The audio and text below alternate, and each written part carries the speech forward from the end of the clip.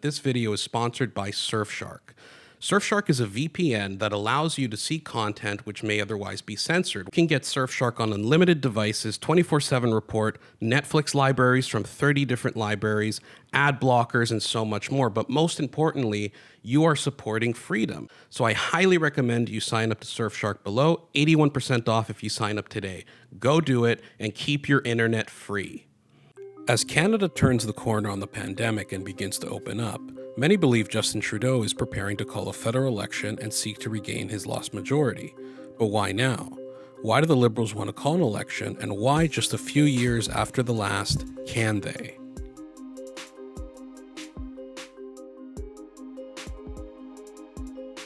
Whether it is the clean-shaven look of Justin Trudeau or the fact that he is currently on a national tour, there is a consensus that Justin Trudeau is most likely going to call a federal election soon, with some saying it could come as early as the middle of August. Perhaps the greatest motivator and why it would be sensible is the fact that the Liberals are in an incredibly strong position in the polls. The most recent Ipsos poll shows the Liberals sitting comfortably at 38% versus the Conservatives at just 26%. Abacus data finds that while Justin Trudeau is not overwhelmingly popular and has been plagued by scandals over his time in office, he is in a surprisingly great position to go into an election. There are a number of reasons why. Firstly, although his handling of the pandemic has left much to be desired, there is a certain amount of rallying around the flag during times of great crisis, such as the George Bush administration during the 2003 invasion of Iraq, or Margaret Thatcher's victory in the Falklands War. Unlike both the US and the UK, however, Canada has no fixed-term parliament laws, meaning that the government party can call an election almost certainly when it pleases. And while the Liberals aren't exactly in a strong position, both major opposition parties are in a much worse one. The Conservative Party leader Erin O'Toole is sitting in a much worse position today than Andrew Scheer in 2019. Despite being pro-choice and introducing a carbon tax policy, polls show 70% of voters think O'Toole is not modern and instead old-fashioned. It remains unclear whether the polling for the Conservatives is due to the strategic mistake of pivoting to the left or other external factors such as the pandemic and lack of opportunity to engage with Canadians. On the flip side, the NDP is the party most likely to eat into the Liberal voter base, but by all accounts, the party is in rough shape, with recent reports leading people to question whether they could even afford to fight an election.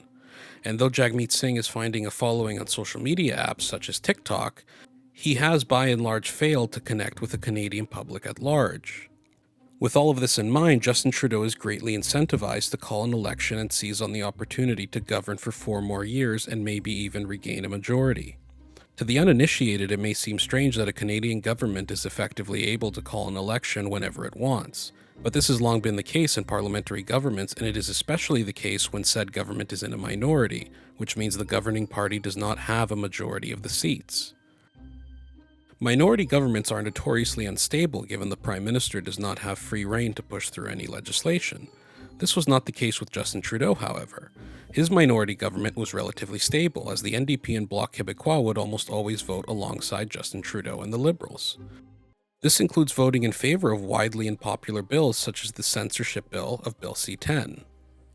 There have been a few times, however, where Justin Trudeau has not always gotten his way. This includes designating the treatment of Uyghurs as a genocide, and most recently, a significant coalition vote to force the Liberal government to hand over documents relating to suspicious activity at a Winnipeg lab. This is something that enraged Justin Trudeau, which led to him calling Parliament toxic and obstructionist. The choice to call an election is not without risk, however. When campaigning goes into full swing, things can change rapidly. We have seen this in most recent years in places such as the United Kingdom, when the Brexit referendum was called by the governing Conservative Party with the expectation that it would put the European Union debate to bed. Spoiler alert, it didn't. The election of Donald Trump in the face of an almost unanimous mainstream media consensus of a Clinton coronation. Even closer to home, Justin Trudeau lost his majority after a disastrous campaign which included pictures of the poster boy of Western political correctness in blackface. Could the Conservative Party pull it together and take the fight to Trudeau? Will the NDP be able to afford the votes? Will Justin Trudeau be able to keep his mouth shut and stay gaffe and scandal-free throughout a federal campaign? It's all yet to play for. What is almost certain is that Canadians will soon be heading to the polls. Protect your internet freedom and your privacy with a VPN. Click the link down below for 80% off Surfshark.